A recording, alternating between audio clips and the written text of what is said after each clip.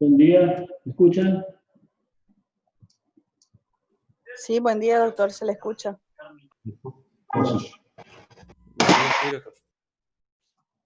¿Cómo están? Bien. Bueno, hoy no sé cómo se llama esta entrevista entre nosotros, porque parece que una clase no es. Tal vez sea ¿cómo es que le llaman ustedes? Una tutoría, o tal vez sea una clase de repaso. Así que si es una clase de repaso, lo que... ¿Me escuchan bien, no? Sí, doctor. Prefiero que ustedes hagan las preguntas correspondientes y voy a tratar de ir respondiendo de acuerdo a las inquietudes. Yo creo que sería lo mejor. Y si no, por ahí comenzar con algunos aspectos que en determinadas circunstancias no se tocan por ahí o no se discuten cuando se hablan en las clases correspondientes. Así que si ustedes tienen algo para preguntar, para mí sería mucho mejor, y el que tenga alguna inquietud que vaya preguntando, que sería lo mejor. ¿Tienen algo para preguntar?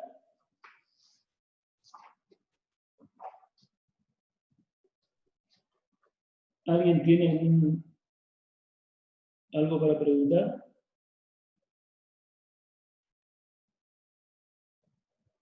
Dos Santos, doctor. Buenos ¿Bien? días. ¿Todo bien? ¿Quién habla? ¿Cómo? ¿Bien? Dos Santos Cortés, Marinaldo. Dale. Doctor, ¿podría aclarar el tratamiento de la insuficiencia cardíaca izquierda y de la derecha? El tratamiento de la insuficiencia cardíaca izquierda y la derecha. La verdad es que esos términos son utilizados desde el punto de vista, más bien, para hablar desde el punto de vista de cuáles son algunos elementos clínicos que predominan. Pero la insuficiencia cardíaca siempre es global. Siempre es global. Y la insuficiencia cardíaca, que fundamentalmente da síntomas, es la insuficiencia cardíaca izquierda. Esa es la que da síntomas de bajo gasto anterógrado y síntomas de congestión retrógrada, es decir, congestión pulmonar fundamentalmente. Digamos, en muy pocas circunstancias hay una insuficiencia cardíaca derecha sola, por ejemplo, ¿no? Y que tenga alguna manifestación. Entonces ustedes van a decir, pero doctor, ¿cómo si se describe? Claro, la descripción fundamentalmente, ya le dije, es como para tratar de ver que hay en algunas circunstancias que predominan determinados elementos clínicos, pero no es, digamos, no es por decir de alguna manera, no es el gran síndrome que nosotros conocemos, el de la insuficiencia cardíaca, ¿no?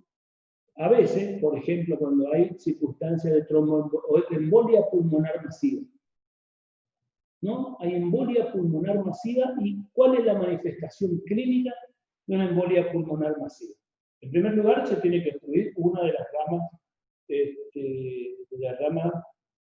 de lobares de la pulmonar. Acuérdense ustedes que la pulmonar derecha tiene dos ramas, del lóbulo superior y el lóbulo inferior, y la pulmonar, la izquierda, perdón, la derecha tiene superior, medio e inferior, ¿no? Una de ellas que se ocluya puede llegar a dar un síndrome, ¿no?, de embolia de pulmón, un tromboembolismo pulmonar que se denomina masivo, que puede ser una de la derecha y la izquierda o una de las lobares, ¿no? Porque las segmentarias ya tienen otro tipo de cuadro clínico, digamos, cuando se excluye una de las arterias, de las arterias segmentarias pulmonares.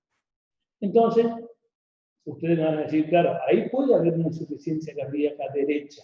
Claro, ¿cuál sería el elemento clínico que predomine en la insuficiencia cardíaca derecha en esa circunstancia? Y va a tener un volumen o una presión de fin de diástole en el ventrículo izquierdo muy disminuida, con un volumen muy disminuido. Entonces, ¿qué es lo que va a caer? Va a caer el volumen sistólico y el gasto cardíaco. Para adelante, izquierdo, ¿no? Y para adelante, izquierdo. Y para adelante, del lado derecho, digamos, en el territorio pulmonar, hay vasoconstricción de todo el territorio pulmonar y se produce una claudicación del ventrículo derecho. Entonces, por lo tanto, le llega poca sangre al lado izquierdo, por lo tanto, las manifestaciones van a ser de bajo gasto con hipotensión arterial y resistencia periférica aumentada. Y si de bajo gasto con hipotensión y resistencia periférica aumentada, estamos describiendo un shock cardiogénico, ¿no? Fíjense ustedes. Y estamos hablando de que hay una insuficiencia cardíaca derecha, en este caso aguda, obstructiva. ¿Sí? Y para atrás, ¿qué vamos a ver desde el punto de vista del ventrículo derecho, la indexación yugular, el dolor en el hipocondrio derecho por congestión hepática, vamos a escuchar un soplo de insuficiencia tricuspidia, pero eso es todo en agudo. ¿Sí? ¿Qué es lo que puede pasar cuando hay una insuficiencia cardíaca, si se quiere, derecha, el famoso coro pulmonar, insuficiencia cardíaca derecha crónica, que sería el otro lado, digamos, otro aspecto de la insuficiencia cardíaca derecha solo, ¿no? Las manifestaciones son de bajo gasto anterior, ¿por qué? Porque de nuevo caemos en lo mismo. Caemos en que el volumen, la fracción y el volumen minuto del pequeño territorio, digamos, el territorio pulmonar, está disminuido, por lo tanto, el territorio izquierdo también va a tener un volumen de fin de diástole y un volumen, digamos, un gasto cardíaco disminuido, signos de bajo gasto anterior al ventrículo izquierdo. Y para atrás, todo lo que ustedes conocen desde el punto de vista del ventrículo derecho, la indexación yugular, la insuficiencia soplo, la insuficiencia tricuspidia, y después, en el coro pulmonar, todo lo que corresponde a la hipertensión pulmonar, ¿no? A la hipertensión pulmonar con la maniobra de Drexler positiva, palpar el ventrículo derecho, un segundo ruido aumentado, desdoblado, ¿no? Un desdoblado fijo. ¿Están entendiendo hasta acá? Esos son los elementos clínicos. ¿Y cómo se trataría uno del otro? Ahora viene la pregunta. La insuficiencia cardíaca derecha, solo la insuficiencia cardíaca derecha, en el contexto del coro pulmonar, si solo la insuficiencia cardíaca derecha en el contexto del coro pulmonar, el tratamiento no difiere mucho del de la insuficiencia cardíaca izquierda. En primer lugar, cuando tenemos un coro pulmonar, o sea, una insuficiencia cardíaca derecha o secundaria a una patología pulmonar crónica, lo primero que tenemos que hacer es disminuir la resistencia pulmonar. ¿Cómo se disminuye la resistencia pulmonar? En los casos de insuficiencia respiratoria crónica, ¿se acuerdan ustedes? Que era una de las indicaciones de oxigenoterapia crónica domiciliaria, no hace poco, cuando había coro pulmonar o hipertensión pulmonar, ¿se acuerdan? ¿Estamos acá? ¿Me están siguiendo? Entonces, bajar el gasto anterógrado, ¿no? Digamos, disminuir la resistencia periférica anterógrada del ventrículo derecho. Sería disminuir la resistencia vascular pulmonar. ¿Cómo más se puede disminuir la resistencia vascular pulmonar? En los casos de que hay hipertensión pulmonar, con bloqueantes calcio. Con bloqueantes calcio. Si hay un componente de congestión retrógrada importante, se puede utilizar diuréticos a las dosis que ustedes conocen. La furosemida, se puede utilizar un bloqueante, digamos, un antialdosterona, la espironolactona. También para disminuir la resistencia vascular pulmonar podemos utilizar el bosentan. Bueno, una serie de otros elementos que son todos para mejorar, para disminuir la resistencia vascular pulmonar. Y en el caso de insuficiencia cardíaca derecha, tiene indicación la digoxina. Una pregunta. ¿Podría usar el sildenafil también para un agudo? Usar sildenafil, que es el otro uso del sildenafil, que es el segundo uso del sildenafil. Se puede usar sildenafil, se puede usar tadalafilo, que en realidad lo que más se utiliza es el tadalafilo. ¿Sí? Y eso es, en líneas generales, el tratamiento de la insuficiencia cardíaca derecha. Vieron que no difiere del fundamento fisiopatológico, para la terapéutica no difiere de la insuficiencia cardíaca izquierda. ¿Está?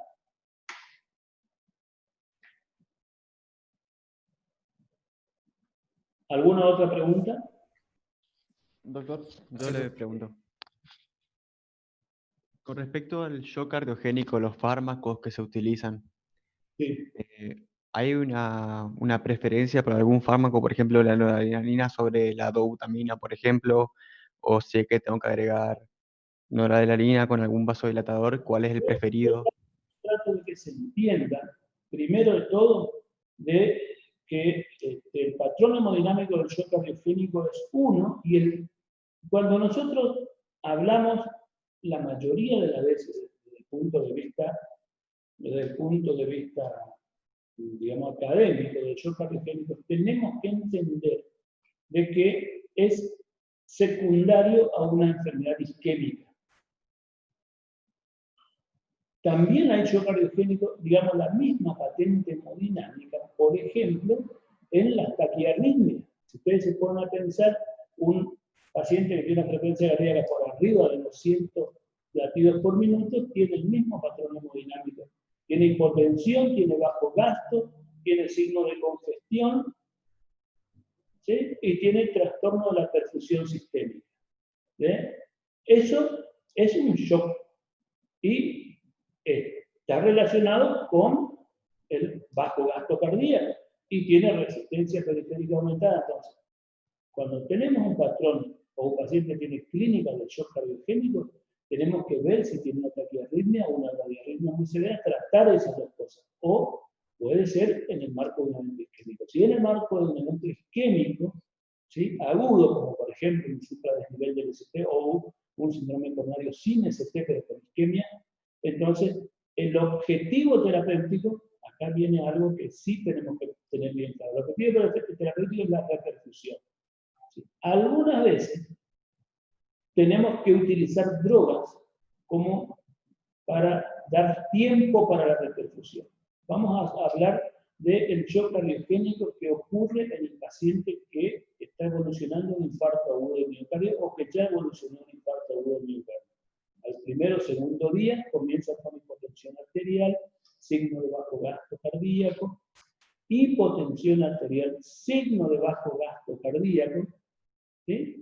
Y no tiene RALes o tiene una PVC baja. Lo primero que hay que hacer es adecuar la precarga, ¿no? Ponerle 500, 300, 250 o 1000 mililitros hasta que comiencen a aparecer los RALes en el pulmón. Acuérdense que los RALes, los ruidos adventicios en el pulmón, en las bases y hacia arriba, es lo que mejor correlación clínica tiene con la presión capilar pulmonar. Porque la PVC es la presión la presión de fin de diástole del ventrículo derecho. Y la presión capilar pulmonar es la presión de fin de diástole del ventrículo izquierdo. Y acuérdense ustedes que la presión de fin de diástole del ventrículo izquierdo, si está baja, es porque el volumen también está disminuido. Entonces, por lo tanto, el volumen sistólico va a estar disminuido y puede también por ese mecanismo disminuir el volumen minuto. Entonces, adecuamos la precarga. Lo primero que hay que hacer en el marco de cualquier shock es evaluar precarga y adecuar la precarga. En segundo lugar, persiste hipotenso con signo de shock en el contexto del infarto agudo del miocardio. Lo primero que hay que hacer es mejorar la presión arterial. ¿Sí? Si sigue con signo de bajo gasto, hay que mejorar la TA. Entonces, la noradrenalina es la medicación que corresponde.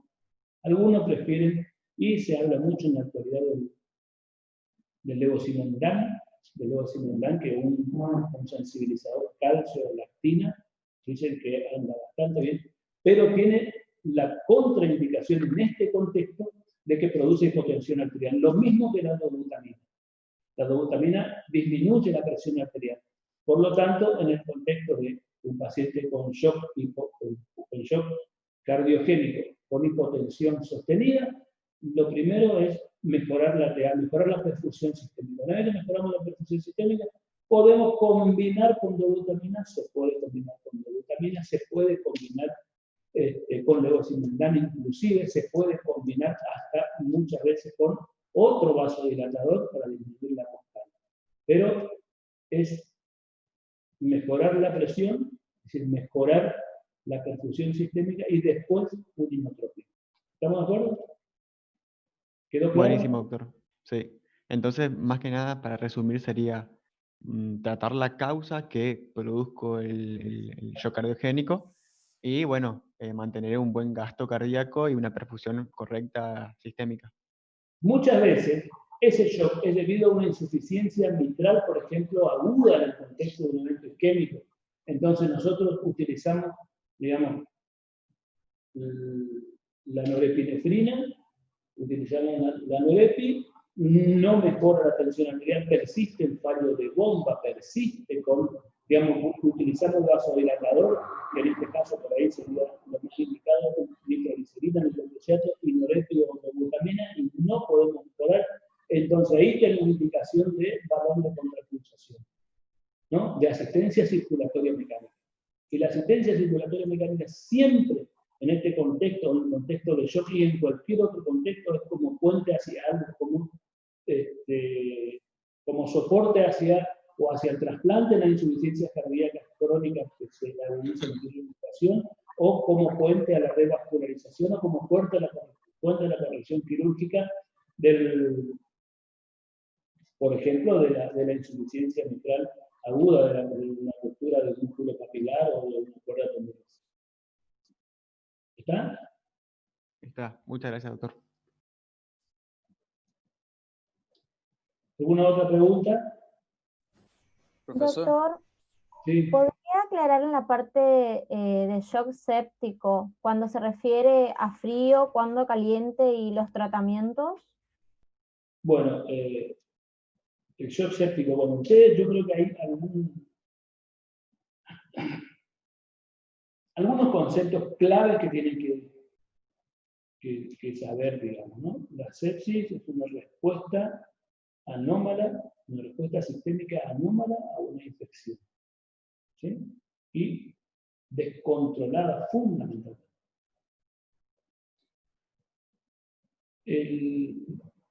Partiendo de ahí, mientras no exista disfunción orgánica, el paciente está con una infección grave. Pasa a ser séptico cuando aparece una disfunción, por ejemplo, el fallo renal, la alteración de la conciencia, la disminución de la hipoxemia, la disminución de la PO2, ¿no? Estos comienzan a hablar de sepsis sistémica.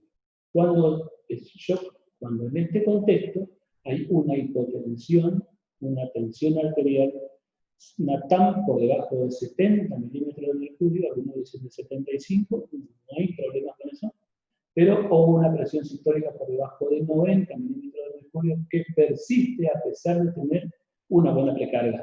Ese es el concepto, que persiste la hipotensión a pesar de tener una buena precarga. O que para mantener tensiones adecuadas necesita la utilización de drogas vasoactivas o inotrópicas. Entonces, ese es el concepto del shock séptico, ¿no? Entonces, hay el concepto desde el punto de vista, fíjense, séptico, y desde el punto de vista de la cardiología o del punto de vista cardiológico. Ahora bien, ¿a qué le llamamos shock séptico en fase caliente? En fase caliente es el paciente que también se llama compensado en la parte del séptico. El paciente tiene, la piel está caliente, no hay signo de bajo gasto cardíaco, no hay signo de bajo gasto cardíaco. Es más, si nosotros medimos el volumen minuto cardíaco, va a tener, en ese contexto, va a tener un volumen minuto cardíaco de alrededor de 9, 10, a veces hasta 12 litros.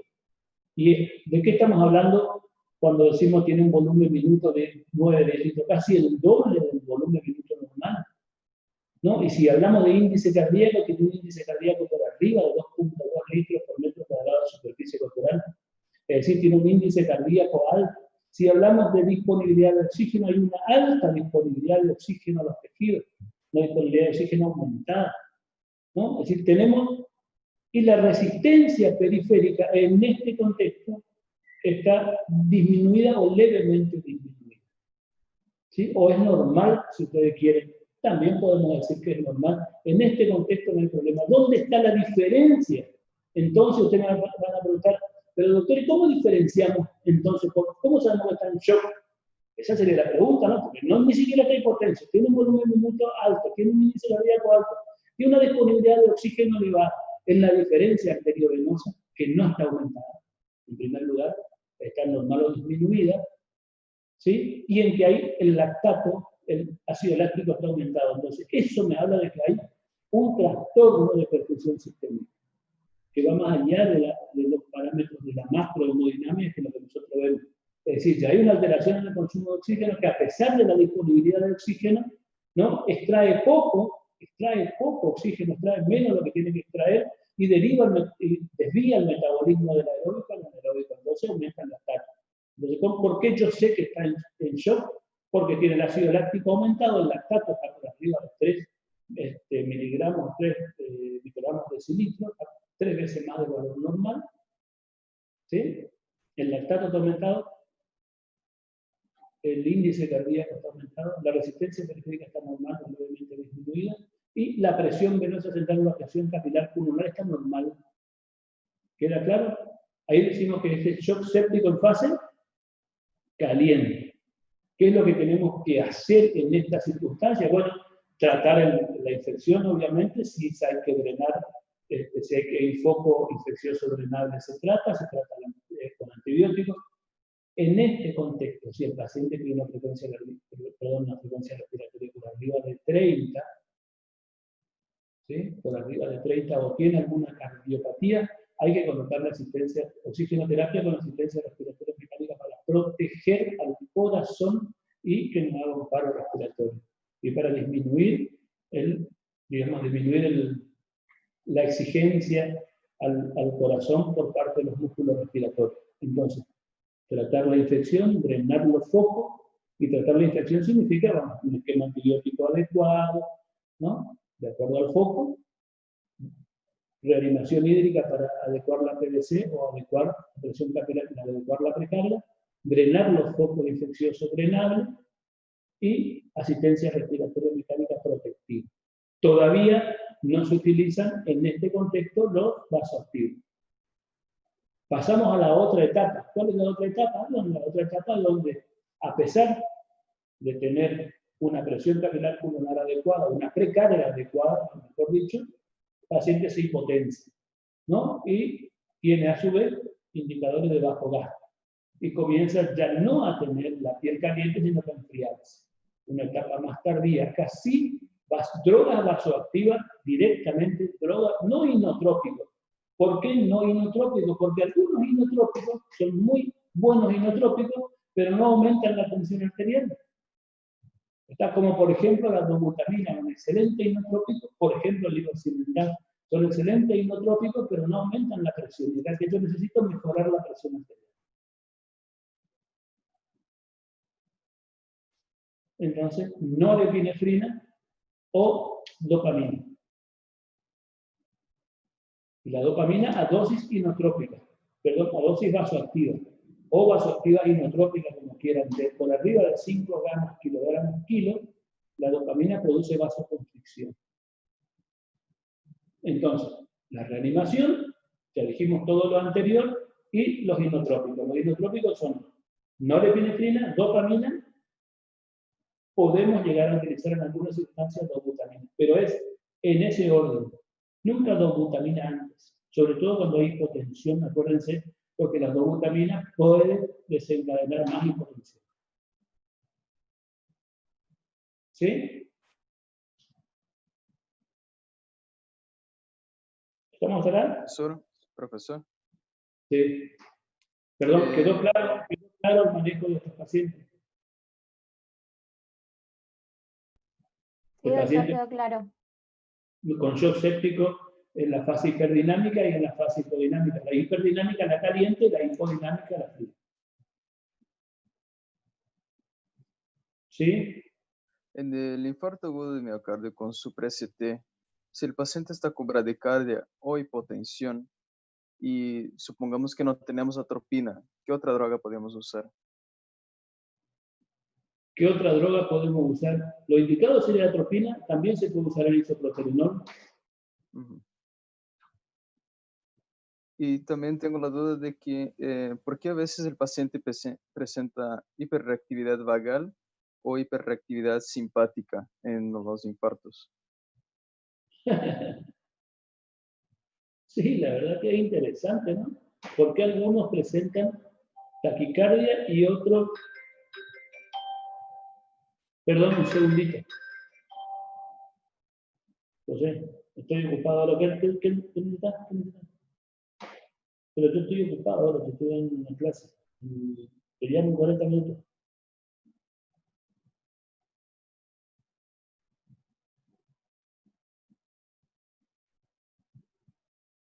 Ahora sí, perdón. Bueno, ¿dónde estábamos? Ah, ¿por qué algunos hacen hiperactividad simpática y otros una hiperactividad parasimpática sería? ¿No? Unos hacen bradicardia y otros taquicardia. La verdad que si ensayo una respuesta te voy a mentir, porque la verdad que no sé. Generalmente los infartos de cara inferior cursan con hiperactividad parasimpática, no con signos de hipertonía vagal, digamos, ¿no? Bradicardia, signos gástricos, digamos, algunas otras manifestaciones neurovegetativas, como por ejemplo arcadas y vómitos, pero sí, algunos de cara inferior también no tienen eso, no tienen razón, la verdad que la explicación clara no la tengo. Pero sí hay que buscar en un infarto de cara inferior algunos elementos de manifestaciones neurovegetativas. Y acá hay algo que también quiero que tengan en cuenta y deben tener en cuenta. En cualquier contexto, que ustedes encuentren la frecuencia cardíaca más elevada de la que esperan, hablando de un paciente cardiológico o un paciente de cualquier tipo, si ustedes esperan que tenga una frecuencia cardíaca de 70, 80 y tiene más de 100, y auscúltenle si tiene terceros cuartos ruido cardíaco, si tiene ritmo de galope, tiene radio. Lo más probable es que tenga una insuficiencia cardíaca. Lo más probable es que tenga una insuficiencia cardíaca. Porque la frecuencia cardíaca que no está relacionada con el estado de consumo de oxígeno del paciente, con la temperatura corporal, buscar signos de insuficiencia cardíaca. Y algunos van a decir, doctor, puede estar hipertiroide. Claro que puede estar también hipertiroide. Es decir, cuando tiene frecuencia cardíaca que está más alta de la que se espera en un determinado contexto. Eso es muy frecuente de ver en los pacientes. Ahora, por suerte, cada vez se ve menos en los pacientes que tienen carditis reumática, por ejemplo, 2 o 3 semanas después de la fiebre reumática, de la infección streptocócica, la faringitis streptocócica, porque en general las infecciones dermatológicas por el estreptococo no producen fiebre reumática. Sí, la faringitis, ¿no? Entonces, 2 o 3 semanas después de la famosa etapa de latencia, y comienzan a aparecer las artralgias, bueno, los elementos clínicos, las carditis, y la carditis a veces tiene 37,6, 37,5 de temperatura, y el chico 13, 14, 15 años está con una te la auscultan o le toman el pulso 110 de frecuencia cardíaca. Auscúltenle porque probablemente seguro tiene un tercer y cuarto ruido y galope, y le palpan la silueta, el látex ya está desplazándose y seguramente tiene disnea y tiene intolerancia al decúbito. Eso es clave en el examen físico para sospechar La carditis, la manifestación clínica son con elementos de insuficiencia cardíaca. ¿Sí? ¿Y saben qué? Es que otra cosa que las personas no pueden simular es la taquicardia. Cuando una persona le dice que está enferma, que le falta el aire, que en una sola circunstancia hay aumento de la frecuencia cardíaca en este contexto de corazones sanos y personas sin problemas, que en realidad tienen problemas en otro lugar, no en el corazón, que es la crisis de pánico. Ahí sí le falta el aire, le sube la presión y aumenta la frecuencia cardíaca circunstancial. En todo el resto, la frecuencia cardíaca está 75, 80 y no se modifica. Si se modifica es porque algo está pasando. Paciente que está evolucionando un infarto agudo de miocardio segundo día, que venía con la frecuencia cardíaca 60, 65 por minuto, usted le viene acá con 85, 90 por minuto. Y le dieron el atenolol, sí le dimos. Y está con esa frecuencia cardíaca, busquen porque está haciendo insuficiencia cardíaca. Es decir, hay que jerarquizar mucho la frecuencia cardíaca elevada en los pacientes cardiológicos. ¿Alguna otra pregunta? Doctor, Sí. con respecto al uso de la digoxina en la insuficiencia cardíaca derecha, ¿cuál sería el fundamento? No entiendo. El fundamento, ¿por qué se usaría en la insuficiencia cardíaca derecha digoxina? Vos sabés que disminuye el número de internaciones, mejora el gasto anterior, pero bueno, tiene las mismas contraindicaciones y los mismos efectos que en el de la insuficiencia cardíaca izquierda, pero se usa más temprano, ¿sí? En la insuficiencia cardíaca derecha, ¿no? Mejora la clase funcional, insuficiencia cardíaca derecha crónica, y sobre todo en la secundaria, en el cuerpo pulmonar.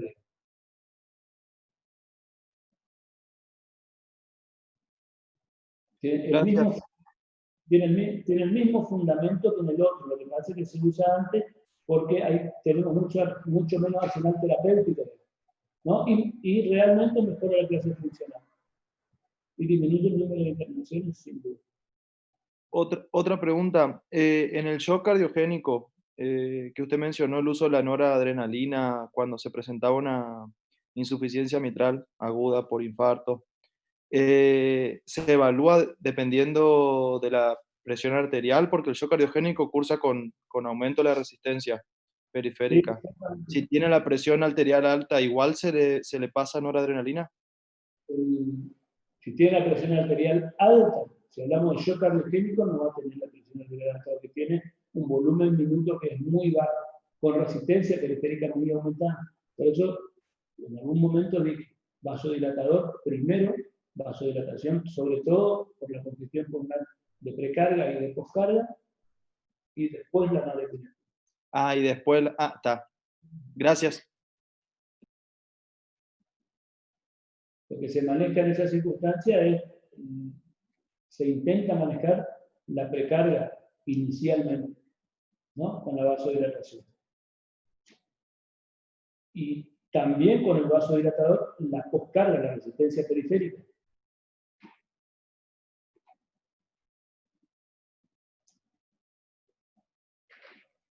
¿Alguna otra pregunta? La otra cosa es que, por ejemplo, cuando nosotros hablamos fíjense que nosotros hablamos de muchas drogas en el tratamiento de los pacientes, vamos a hablar del paciente cardiológico, ¿no?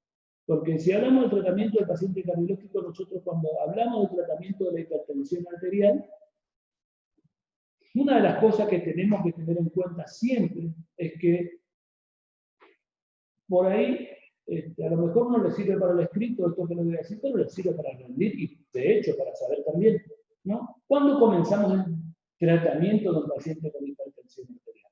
Bueno, primero hay que hacer el diagnóstico, ¿no? Tensión arterial por arriba de 140-80 en forma sostenible. Ese es el diagnóstico de hipertensión arterial. En segundo lugar, lo primero que se debe hacer luego de hacer el diagnóstico es hacer una evaluación de riesgo cardiovascular global o evaluación de riesgo de muerte que tiene el paciente. Y eso es clave para decidir la conducta terapéutica. Ustedes ya habrán visto, creo que en el slide que está ahí, claramente la cantidad de factores de riesgo que tiene y fundamentalmente, además de la cantidad de factores de riesgo que tiene, sí, lo primero que hay que hacer después de hacer el diagnóstico es estudiar si tiene afectación de órganos blancos. ¿Cuáles son los órganos blancos? Bueno, fondo de ojo, qué grado de retinopatía tiene, función renal, tiene o no tiene proteinuria, ¿no? O tiene elevación de la creatinina.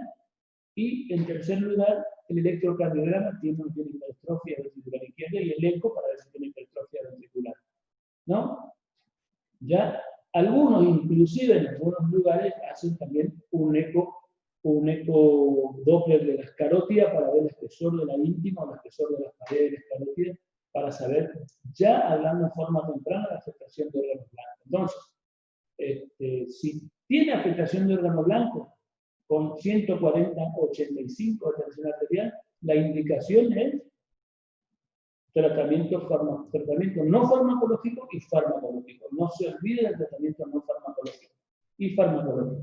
Está si tiene afectación de órgano blanco. Y si no tiene afectación de órgano blanco, ¿sí? Ahí de acuerdo a la cifra de tensión arterial y a la cantidad de factores de riesgo. Entonces, con eso nosotros, ¿qué es lo que intentamos?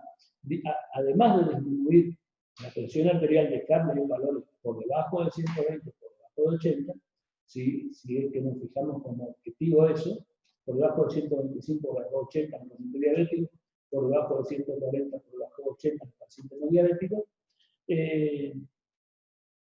además de fijarnos como objetivo a esos valores de presión arterial, los objetivos es disminuir la muerte por evento cardiovascular. ¿Y a qué le llamamos evento cardiovascular mayor? ¿A un accidente cerebrovascular, un infarto de un miocardio o una muerte súbita? Bueno, decía que cuando hablamos de pacientes cardiológicos, hablamos de una serie de drogas y la mayoría se aplican en el tratamiento de la hipertensión arterial, en el tratamiento de la enfermedad coronaria, aguda o crónica, fundamentalmente crónica, en el tratamiento de la insuficiencia cardíaca, estable y la insuficiencia cardíaca descompensada. Fíjense ustedes de qué hablamos. Y hablamos de los IECA, ¿no? Hablamos de los diuréticos, hablamos de los beta-bloqueantes, hablamos de los bloqueantes cálcicos, hablamos de los diuréticos tiacídicos de la alta eficacia. Tienen que conocer qué efecto tiene cada uno de ellos, que se yo, la atenolol tiene o no tiene actividad simpático-mimética intrínseca, es cardioselectivo o no es cardioselectivo, actúa más sobre los beta-1 que sobre los beta-2, actúa sobre los dos, lo mismo que el carvedilol, ¿no? ¿Qué otros efectos, cuáles son los efectos farmacológicos, además del mecanismo de acción? Porque a veces, por ejemplo, pues, el carvedilol tiene un efecto estabilizador de membrana, es un bloqueante beta no cardioselectivo, si actúa sobre beta 1 y beta 2, es un bloqueante alfa adrenérgico. Fíjense todos los efectos que tiene el carvedilol y no tiene actividad simpático-mimética intrínseca, es decir, no actúa activando, digamos, o estimulando los receptores beta. Fíjense ustedes que son todos efectos que uno tiene que considerar al momento de, y bueno, cuál es la liposolubilidad que tiene. Hay algunos beta-bloqueantes que son muy liposolubles, entonces si son muy liposolubles, tienen un efecto de primer paso por el hígado y se inactivan, por eso se necesita más dosis, se inactiva la mitad de la dosis que ustedes dan, por eso se necesita más dosis y hay que tener cuidado con la insuficiencia hepática. Los otros que son menos liposolubles se eliminan más por riñón y tienen poco efecto del primer paso hepático, digamos. Eso, hablando de la farmacología de cada uno de estos medicamentos, lo mismo que, bueno, cuáles son las contraindicaciones de los beta-bloqueantes, por ejemplo, ¿no? Tienen que tener bien presente, porque eso es clave, digamos, ¿no? Cuáles son las indicaciones, las contraindicaciones, los efectos adversos. A veces ustedes mezclan también otra cosa, mezclan mecanismo de acción con efectos farmacológicos, ¿no? El efecto farmacológico es uno, el mecanismo de acción es otro. ¿Está? Lo mismo que los IECA, los AT2, que cuáles son las indicaciones, cuáles son las contraindicaciones, los efectos colaterales adversos. Todos esos son elementos clave que tenemos que conocer, igual que seguramente estos son las cosas que ustedes tienen que tener presente, digamos, que tienen que repasar porque se les va a preguntar en el escrito o en el oral seguro. Así cuando, bueno, los diuréticos, igual cuando indicamos un diurético en un paciente con hipertensión arterial. Y la verdad que en la zona nuestra, acá en la zona subtropical y tropical, el diurético tiene poca indicación, salvo que nosotros no logremos que el paciente tenga, digamos, el diurético como monodroga, ¿no? Como único tratamiento, tiene poca indicación, salvo que nosotros no logremos que cumpla el régimen higiénico dietético en hiposodio. Entonces la dosis baja de diurético ayuda a la eliminación de la sal extra que el paciente consume y también puede ayudar a, si nosotros utilizamos un diurético, producimos una leve deshidratación, diurético a dosis baja, una leve deshidratación, entonces aumenta la actividad renina plasmática, y al aumentar la actividad renina plasmática con el IECA disminuye la TDA. Que dicho sea de paso son los efectos sinérgicos que nosotros buscamos al momento de prescribir dos drogas en los pacientes con hipertensión arterial. Hablando de otro, bueno, la indicación de los diuréticos tiacídicos. Los diuréticos tiacídicos, ya le dije, dosis baja en qué circunstancias, y también en otras circunstancias cuando queremos agregarle un efecto de sumo sinérgico al IECA, cuando tiene poco efecto hipotensor, no se logra el objetivo terapéutico, o si no, en la insuficiencia cardíaca, que de hecho la insuficiencia cardíaca con signos de congestión está indicado sobre todo en los que tienen fracción de eyección conservada. En los que tienen fracción de eyección disminuida con signos de hipervolemia, con edema y signos de congestión, la indicación es puro semidiurético de alta eficacia, los que tienen fracción de eyección disminuida, ¿no? También, ustedes van a decir, doctor, ¿y en la hipertensión arterial en qué circunstancias yo le indico un diurético de alta eficacia? La verdad que un diurético de alta eficacia en la hipertensión no tiene mucho sentido indicar, porque si hablamos de que tiene una fracción sistólica elevada, debe tener una buena fracción de eyección y por lo tanto es preferible utilizar los diuréticos de baja eficacia, que son los que tienen vida media más larga, menor tiempo, intervalo de dosis más prolongado, y la posología es más simple. Entonces el abandono terapéutico es mucho menos probable.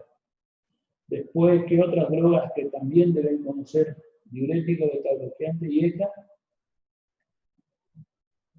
Bueno, conocer de los bloqueantes cálcicos, cuál de ellos, fíjense ustedes que les dije a ustedes, cuál de ellos son los más indicados en qué circunstancias, como por ejemplo, cuando indicamos el nifedipina. Lo primero que hablamos hoy es paciente que tiene insuficiencia cardíaca derecha con hipertensión pulmonar. La nifedipina es la indicación, ¿no?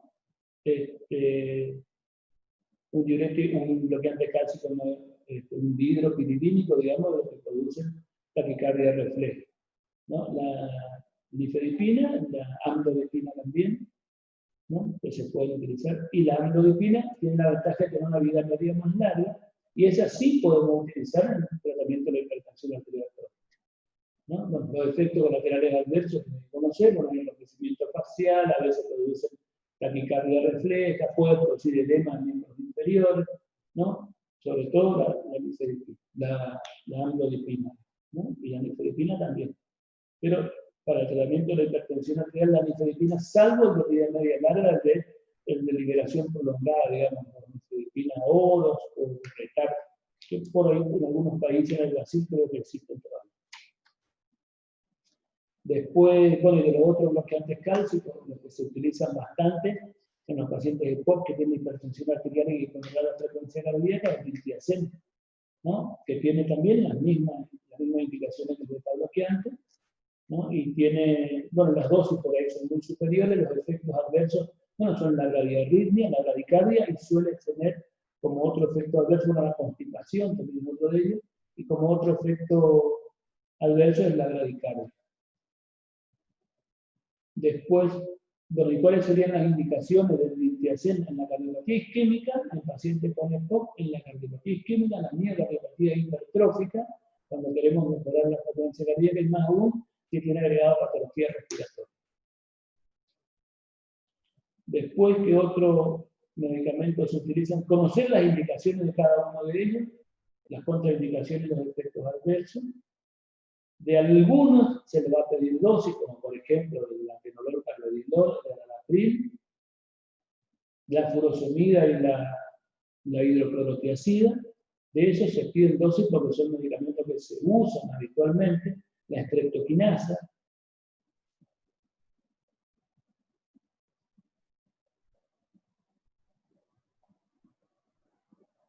¿Alguna otra pregunta? Que surja del grupo. ¿Alguna inquietud? Doctor, una pregunta. ¿Cómo Sí. debe salir un paciente, o sea, con qué fármacos y con qué indicaciones debe salir un paciente después de haber sufrido un IAM? O sea, ¿con qué indicaciones es dado de alta, farmacológico y no farmacológico? Bueno, las indicaciones, ahí es lo que nosotros consideramos la prevención terciaria, sería, ¿no? Vamos, dos hipótesis. La primera, un paciente que sufrió un infarto, que un infarto no complicado, ¿no? Con un infarto no complicado. Y la otra hipótesis, infarto complicado. Y dentro de las complicaciones eléctricas y las complicaciones mecánicas. Entonces, del infarto no complicado, las indicaciones: adecuar el índice de masa corporal, digamos, adecuar el peso si está excedido de peso, no fumar si fumaba, abandono del hábito tabáquico si fumaba, esa indicación. Dieta hiposódica, aspirina, 100 miligramos por día. Y después, sí, acá viene. El IECA, todo tiene que salir con un IECA o un inhibidor, un AT2, digamos, cualquiera de los dos. Tiene que salir con un beta bloqueante, tiene que salir con una estatina.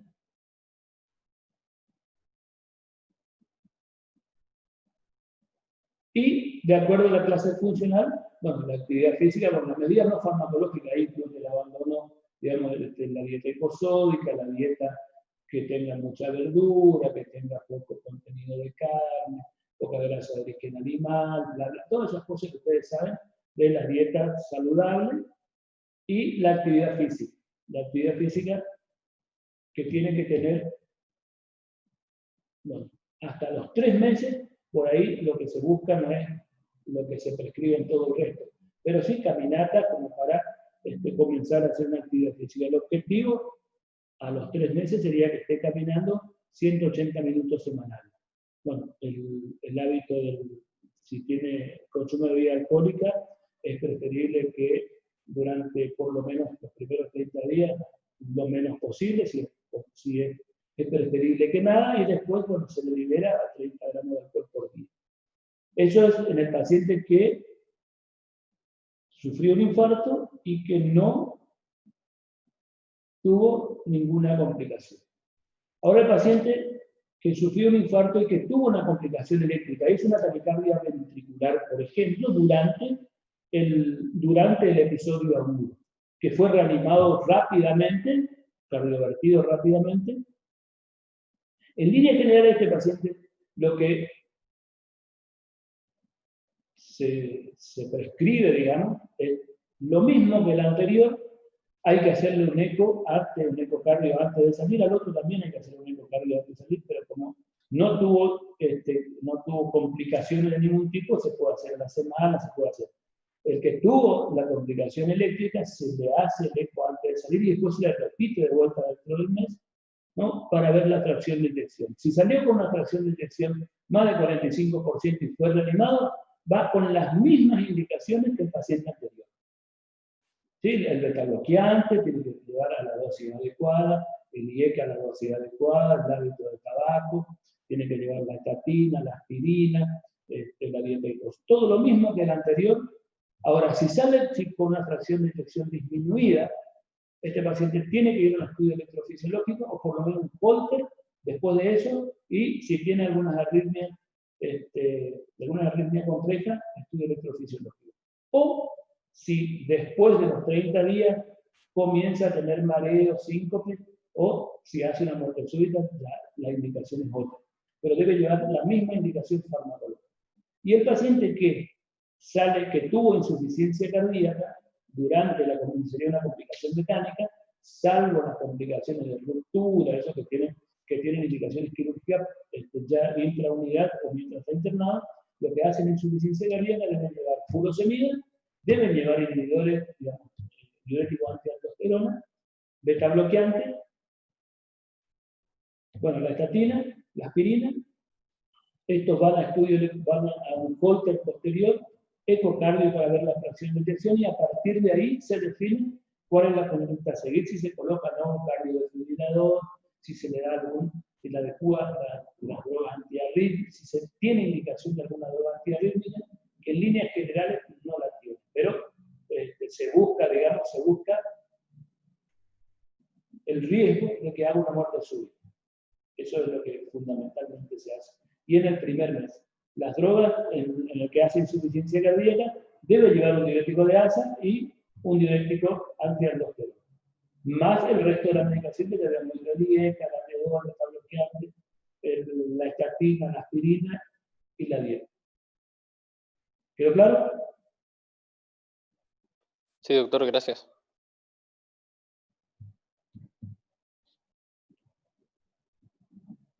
Y eso sirve también para el paciente que hace un síndrome coronario agudo sin ST. Con la diferencia que sin ST, inmediatamente o antes del alta o inmediatamente después del alta, se le pide una prueba ergométrica para evaluar la clase funcional, ¿no? Si durante la prueba ergométrica es menos de 7 MET, creo que ya les dije lo que teníamos que hacer con los MET, que es una unidad de consumo de oxígeno. Si es menos de 7 MET, hace dolor de pecho, cambia el electrocardiograma, aparece signo de falla de bomba, aparece una arritmia severa. Entonces se dice que tiene una prueba ergométrica de alto riesgo, y a partir de ahí se hacen otros estudios, como por ejemplo puede hacerse un estudio de perfusión miocárdica o una coronariografía. Algunos prefieren, después de una prueba ergométrica de alto riesgo, directamente coronariografía para decidir qué es lo que se va a hacer. Y si durante la prueba ergométrica pasa 7, 8, 9 meses y no tiene signos de isquemia durante la premia, el tratamiento es tratamiento médico y continúa después de su síndrome coronario, de su angina inestable, digamos, con tratamiento médico.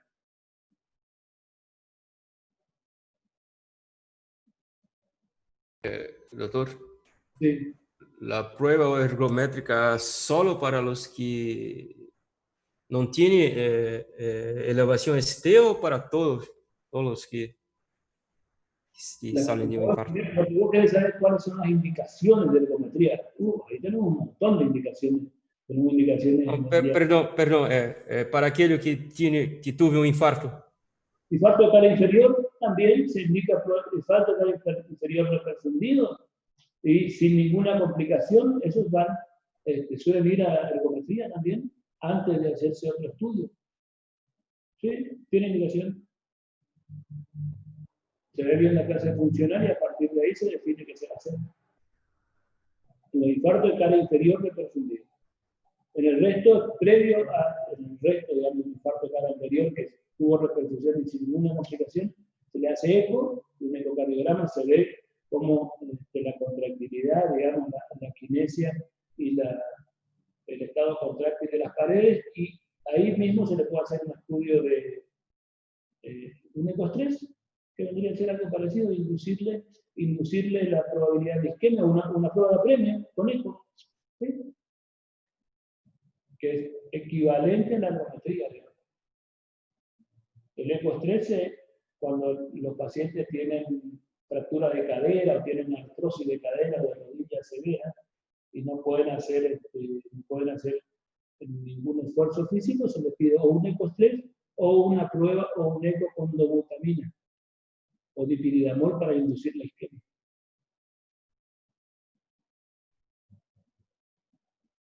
¿Sí? Gracias. ¿Alguna otra pregunta?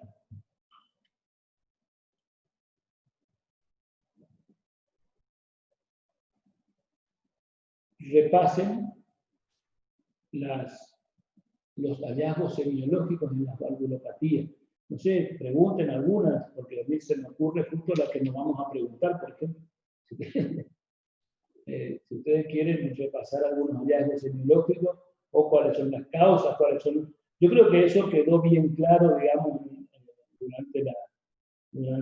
durante los teóricos, digamos, las indicaciones, cuáles son las evoluciones, qué hallazgos, por ejemplo, nos jerarquizan la presión diastólica en la insuficiencia aórtica, ¿no? Y la presión diastólica en la insuficiencia aórtica es clave al momento de hablar de severidad, ¿no? Si tenemos una presión diastólica por arriba de 70, sí, por arriba de 70, entre 70 y 50 y por debajo de 50, y por debajo de 50 milímetros de mercurio la diastólica, y sabemos que si tiene por debajo de 50 es una insuficiencia aórtica grave. Si tiene una insuficiencia aórtica grave, tiene todo el cortejo sintomático y sindromático que nosotros sabemos de la insuficiencia aórtica, del Marmurset, del Quick, el pistoletazo, el pulso martillo de agua, el signo martillo de agua, el pulso Seller-Mann, todos los elementos clínicos, digamos, ¿no? Y si es moderada, hay algunos que no aparecen, el soplo diastólico temprano, se escucha bien, por ahí un soplo diastólico, que es protodiastólico, decreciendo, es suave, difícil de escuchar. Esos son los elementos que tenemos que tener presentes al momento de saber evaluar la severidad de una insuficiencia aórtica. Lo mismo que la presión diferencial. ¿Cuál es el elemento clínico más clave al momento de evaluar? En sí, la presión diferencial es la diastólica, porque la intensidad del soplo no me habla ni de severidad. Lo mismo que en la estenosis aórtica. La severidad o la intensidad del soplo no me dice que es más o menos severa, ¿no? La estenosis aórtica. Así que lo que sí me dice que es más o menos severa es el grado de hipertrofia ventricular izquierda que tiene y los síntomas y signos, ¿no? Los síntomas fundamentalmente, que sé yo, el síncope de esfuerzo, el árbol y la disnea.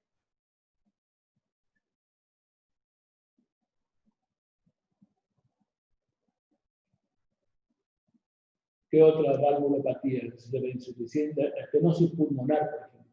La estenosis pulmonar es una valvulopatía que, si bien no es muy frecuente, suele ser bien tolerada si no es severa desde el comienzo, ¿no? Lo mismo que la insuficiencia pulmonar, suelen ser bien toleradas, salvo que sean severas desde el comienzo, ¿no? Y si no, nosotros vemos chicos de 20, 22 años que tienen disnea con manifestación clínica, tienen al momento de revisarlo hay una infiltración tubular, soplo tricuspidio, puede tener un soplo en el tercer espacio intercostal del lado izquierdo del esternón, signo de sobrecarga derecha o bloqueo completo de rama derecha. Y bueno, habría que pensar en hipertensión pulmonar o, perdón, si es un varón joven con esa característica y ese examen, por ahí pensar más en estenosis pulmonar que en hipertensión pulmonar.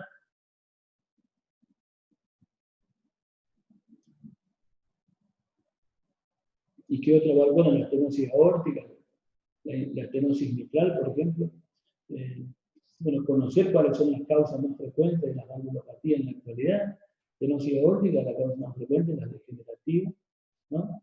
Y se asocian con válvula aórtica bicúspide en líneas generales, sobre todo cuando las personas aparecen signos de estenosis aórtica en personas por debajo de 50 años. Después de los 50 años ya es más esclerodegenerativa. ¿Alguna otra pregunta?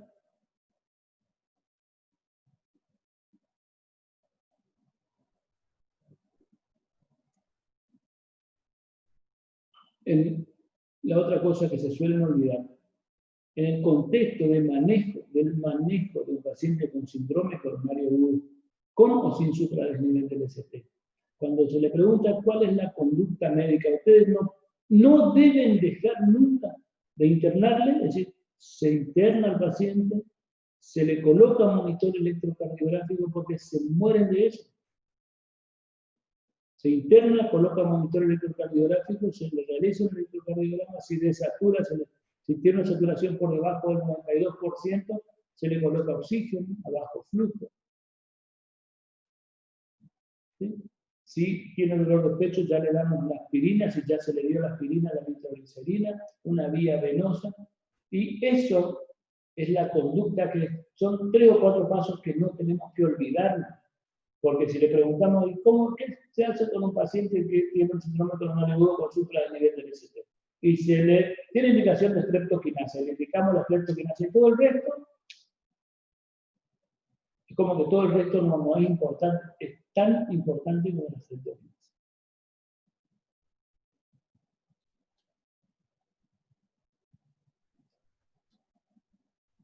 La otra cosa, por ejemplo, a veces leen mal los enunciados de las preguntas, por ejemplo, que se les ponga a leer. En un paciente que tiene diagnóstico de taponamiento pericárdico, ¿cuál es la primera maniobra que usted realiza? Ecocardiograma, radiografía de tórax, electrocardiograma, un buen examen físico, un laboratorio, una función pericárdica, digamos como opciones. Puede decir, para hacer diagnóstico de taponamiento cardíaco tengo que hacerle un eco. No, ya tiene hecho el diagnóstico. Digamos que si tiene un taponamiento cardíaco, está en shock obstructivo. Si está en shock obstructivo, ya tengo que desobstruirle. ¿Cómo se desobstruye? Con la función pericárdica, función hidrológica. Es decir, ustedes leen mal los enunciados y entienden mal las preguntas muchas veces. Así como confunden efectos farmacológicos con mecanismo de acción, confunden, ¿no?, metodología diagnóstica con la conducta a seguir cuando tenemos el diagnóstico. Es decir, para hacer diagnóstico de derrame pericárdico, además de la historia clínica, el examen físico, el electrocardiograma con alternancia eléctrica, la hipofonía de los ruidos cardíacos, y el eco me puede servir para ver el derrame. Pero una vez hecho el diagnóstico de derrame con taponamiento, ¿para qué vamos a hacer otro eco? ¿Entienden que hay que pensar y leer bien las consignas? ¿Alguna otra pregunta?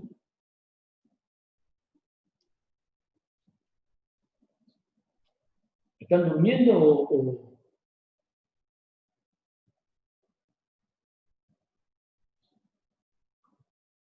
¿Alguna otra pregunta tienen?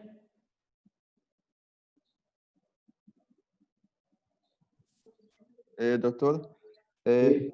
con respecto al manejo del paciente que tiene síndrome coronario sin supra-ST, se actúa de la misma manera, digamos, con aspirina, vasodilatadores, Sí. de la misma forma que supra? Al comienzo de la misma forma, y obviamente no tener LST no tiene indicación de reperfusión ahora, ¿no? Lo que sí tiene indicación de estabilizar, ¿no? Y ahí viene el tratamiento antitrombótico y el antiisquémico, ¿no?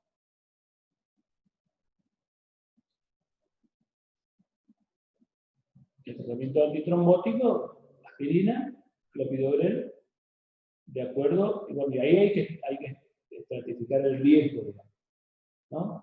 Y el riesgo se estratifica de acuerdo a los factores de riesgo de la enfermedad coronaria, el diagnóstico de la enfermedad coronaria previa, a los cambios en el electrocardiograma, los cambios hemodinámicos durante el dolor y a las alteraciones electrocardiográficas evolutivas, digamos, en el caso de que logremos hacerle con dolor y sin dolor el electrocardiograma.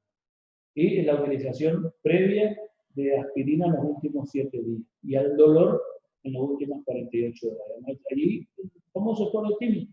Ahí, en base a eso, decimos, tiene alto riesgo de evolucionar un infarto, y en ese caso, todo lo mismo que el anterior, tiene indicación de revascularización, pero no, o de repercusión, pero no por fibrinolisis, sino que hay que inhibidor de la glucoproteína 9,3-A, clopidogrel, aspirina, beta bloqueante, anticoagulantes y buscar el lugar donde le vayan a hacer la reperfusión.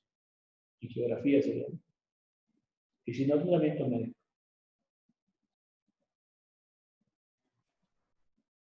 Entonces, sin supra-CT se hace la reperfusión por procedimiento quirúrgico solamente para TIMI de alto grado.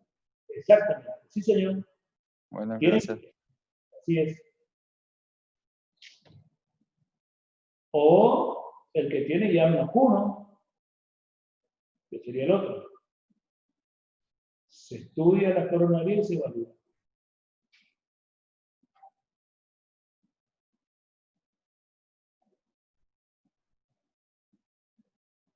¿Alguna otra pregunta? Yo estoy mirando el programa acá y por eso por ahí a veces se me...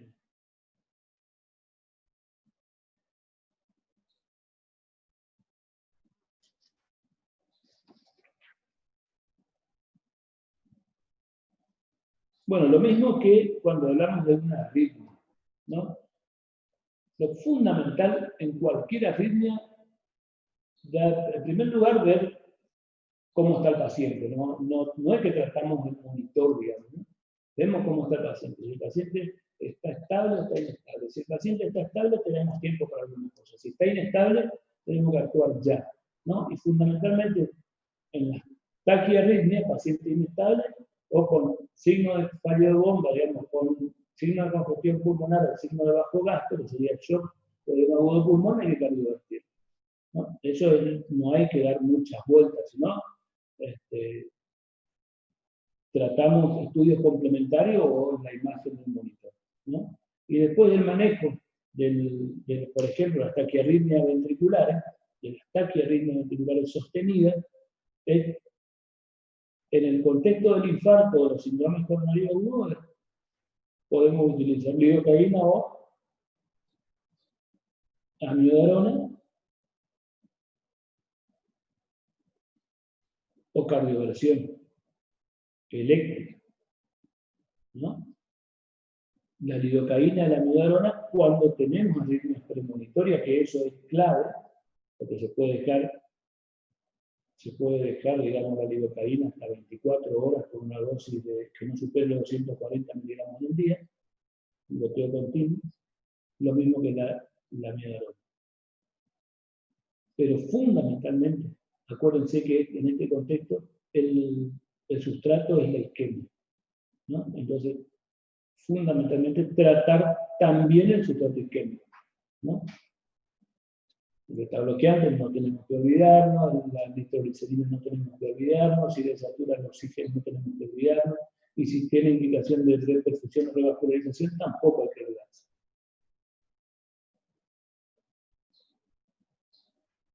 ¿Alguna otra pregunta?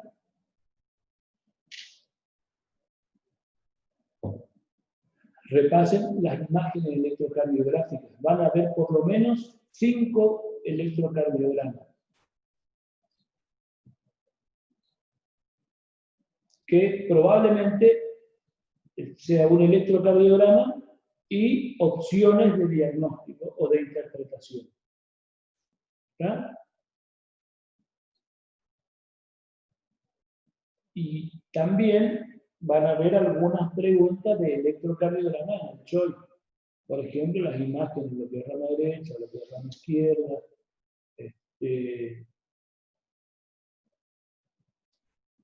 el supradesnivel del ST, por ejemplo, ¿no?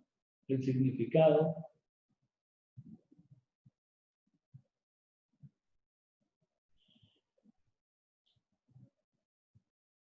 ¿Tromboembolismo de pulmón vieron? ¿Se dio como teórico? ¿Sí? Sí, dimos, doctor. Perfecto. ¿Los síndromes pericárdicos también?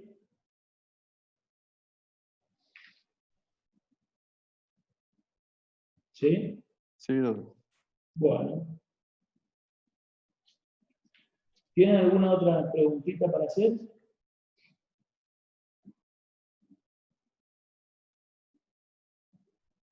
Ya tienen ganas de ir a almorzar. ¿Ustedes están en Santo Tomé o están en sus casas cada uno de ustedes?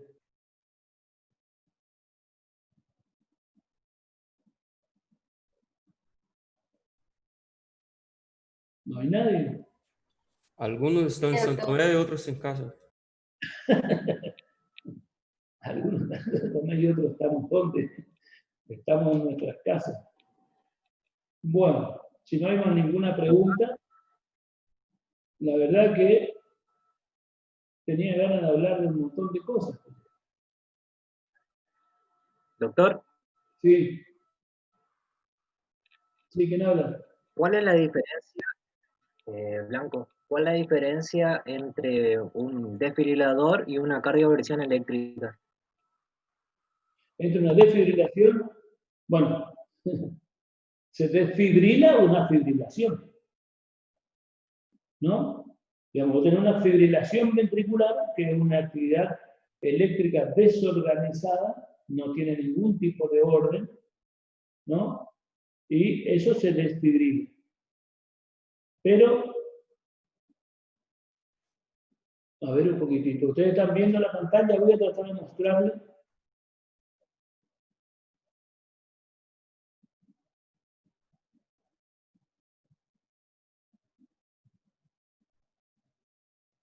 No tengo acá. Bueno. Voy a tratar, cuando se desfibrila, cuando hay una fibrilación ventricular, ¿no? La cardioversión eléctrica,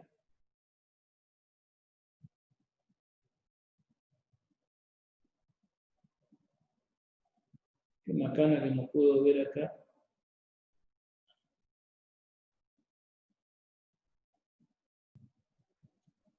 Espera un poquitito, le voy a mostrar cuándo cardiovierto y cuándo desfibrilo y por qué.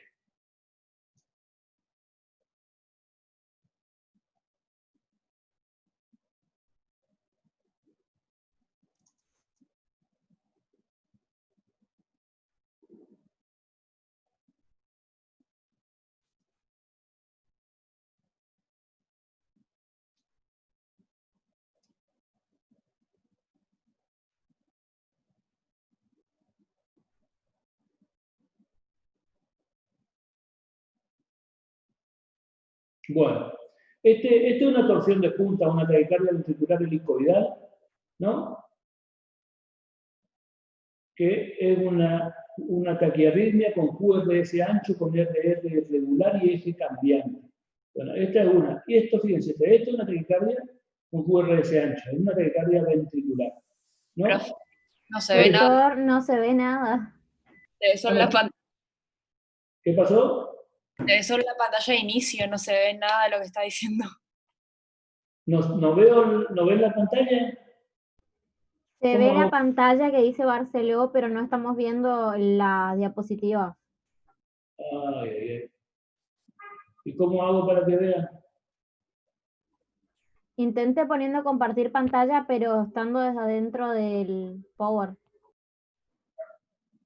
Estando en la presentación. Sí. Compartir. ¿Ahí? No.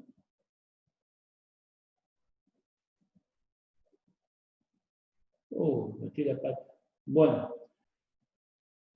Entonces, para desfibrilar, tenemos una fibrilación ventricular, nosotros cargamos el aparato, el desfibrilador, ¿sí? Y ponemos en modo desfibrilar o en modo no sincrónico también, se llama, hay una perillita que podemos girar, que es modo no sincrónico.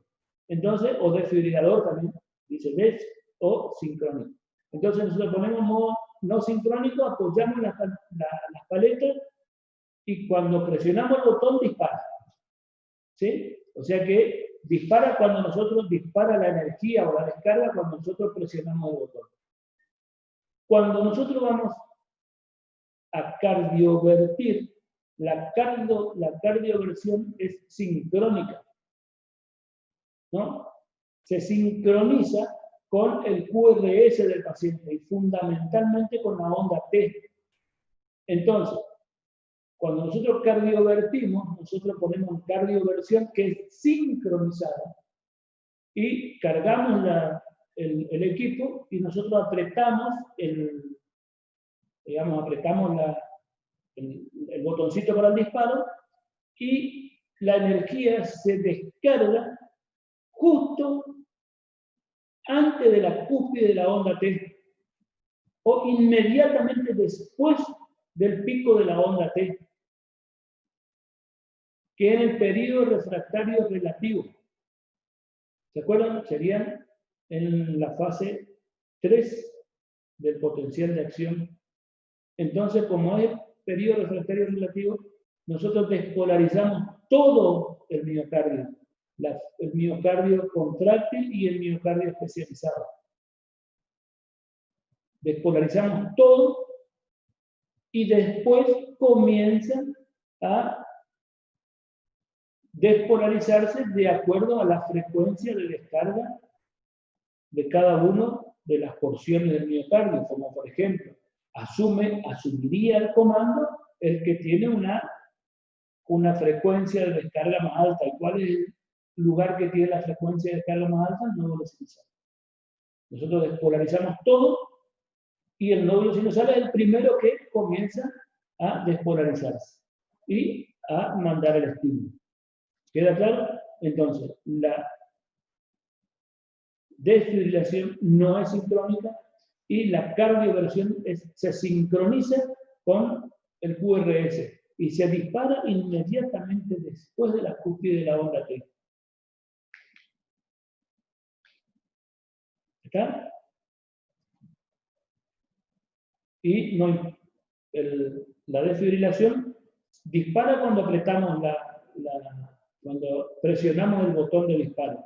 Y esa es la desfibrilación. Y la cardioversión dispara cuando sensa el QRS y la T. Cuando sensa la T, al momento de comenzar a disminuir la onda T, se produce la descarga eléctrica. Doctor, el profe Dr. Rivera nos había dicho que se descarga sobre la onda R. No, sobre la T.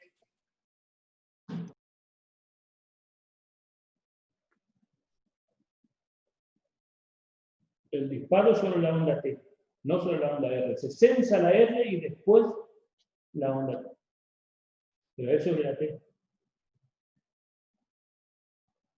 Profe, ¿pero eso no haría un fenómeno R sobre T? Después, lo que vos lográs ahí es, vos tenés que disparar o descargar en el periodo refractario relativo, que es justo cuando podés despolarizar todo. El R sobre T es cuando tiene el periodo de acoplamiento corto, es decir, antes de la cúspide de la onda T o en la cúspide.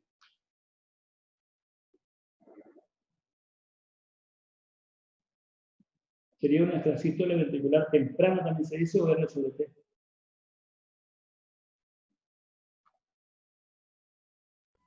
Doctor, nos pregunta. Sí.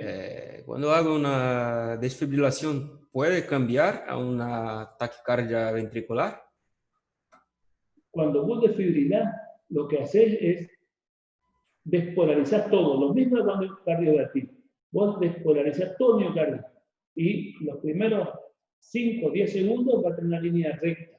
Y después puede aparecer una taquicardia ventricular, un ritmo sinusal, un ritmo idioventricular, puede aparecer cualquier ritmo.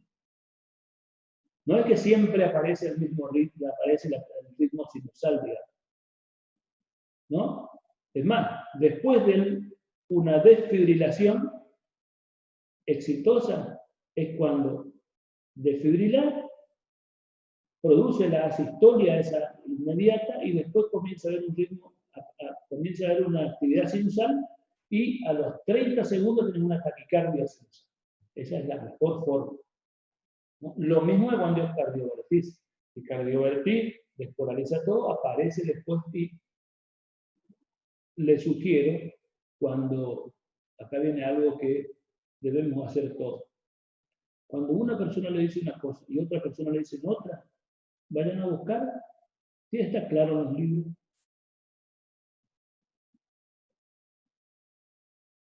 Digo para que no se queden, porque el doctor Miguel dijo sobre la T y el doctor Vera dijo sobre la R. Busquen y ustedes van a ver. ¿Sí? Doctor, una pregunta. Sí. Cuando vuelve el ritmo sinusal después de una desfibrilación o una cardioversión eléctrica, ¿tiene alguna anomalía en el ST o vuelve totalmente normal? Bueno, después de las arritmias suelen quedar algunas alteraciones en el ST, sí. Suelen quedar algunas infradesnivel del ST, sobre todo suele quedar. Pero eso es transitorio y se asume que es digamos, se asume que es un trastorno, además de ser transitorio, que es un trastorno de repolarización. Se dice trastorno y quedan con anomalía del ST casi todas las derivaciones. Entonces son trastornos difusos del ST. ¿Sí?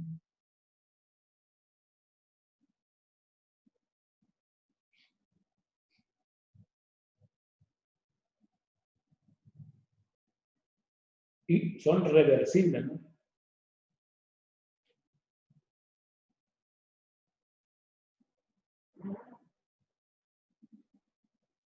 Doctor, Sí. ¿cuándo es preferible hacer una cirugía de revascularización por bypass do que una angioplastia? Ah, mira vos. ¿Cuándo se prefiere el bypass a una angioplastia? En líneas generales tiene que tener para la cirugía, tiene que tener, y para las dos, digamos, pero para la cirugía más aún, buenos lechos distales y fundamentalmente para la angioplastia, por suerte hoy por ahí se accede un poco más lejos, digamos, porque antiguamente eran troncos de vasos, digamos, tronco de coronaria derecha o de la izquierda, circunfleja hasta tercio medio y descendente anterior hasta tercio medio. Así que si después del tercio medio está obstruido, con buenos lechos distales, lo que tenés que hacer es revascularización por quirúrgica, con puente. ¿Queda claro? Digamos que la indicación es cuando hay obstrucción hasta tercio medio de algún vaso coronario, por ejemplo, derecha, descendente posterior. Con la descendente posterior, por ahí a veces es preferible, por la longitud, no se suele llegar con el catéter, digamos, con el catéter para colocar el baloncito o el stent. Entonces, después del tercio medio de cualquier vaso coronario, hay que pensar más en la indicación de puente quirúrgico que en angioplastia. Así, así en forma grande, digamos, en forma grosera, ¿no? En tronco en tronco de un vaso o hasta tercio proximal, la indicación es, o hasta tercio medio, la indicación es angioplastia.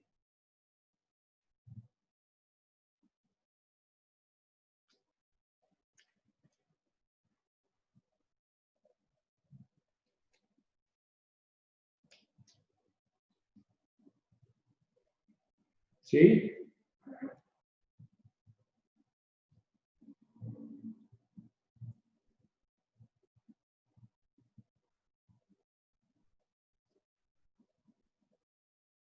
¿Alguna otra pregunta?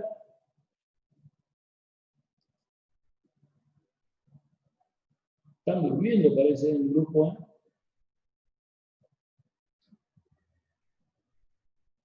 Bueno, si no hay ninguna otra pregunta, yo me voy a retirar. ¿Alguien quiere preguntar algo más? Doc, ¿puedo hacer una consulta con respecto a la ERA? ¿Me escucho? ¿Saben cuánto tiempo vamos a tener o la cantidad de preguntas? Van a ser alrededor de 40 preguntas. 40 preguntas van a ser. ¿El tiempo? ¿Eh? ¿Y el tiempo que vamos a...? Me escucho, ¿eh? ¿El tiempo? ¿Cuánto tiempo vamos a tener? Y van a tener un minuto, más o menos, un minuto y poquito para cada pregunta. Gracias, doctor. Y creo que va a ser el 4, esta vuelta sí, el 4 va a ser el 60%, me parece.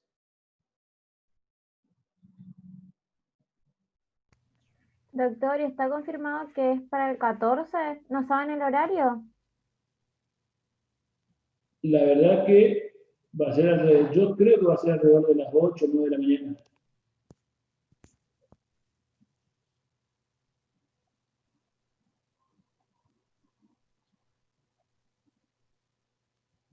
¿Alguna otra pregunta? Pero se le va a comunicar, ¿eh? En la plataforma se le va a comunicar. Hasta ahora no hay ningún cambio.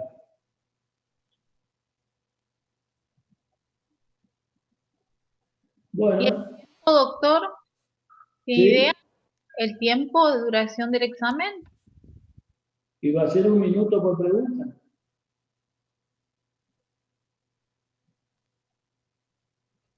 Entonces va a ser todo choice. Probablemente sea todo choice.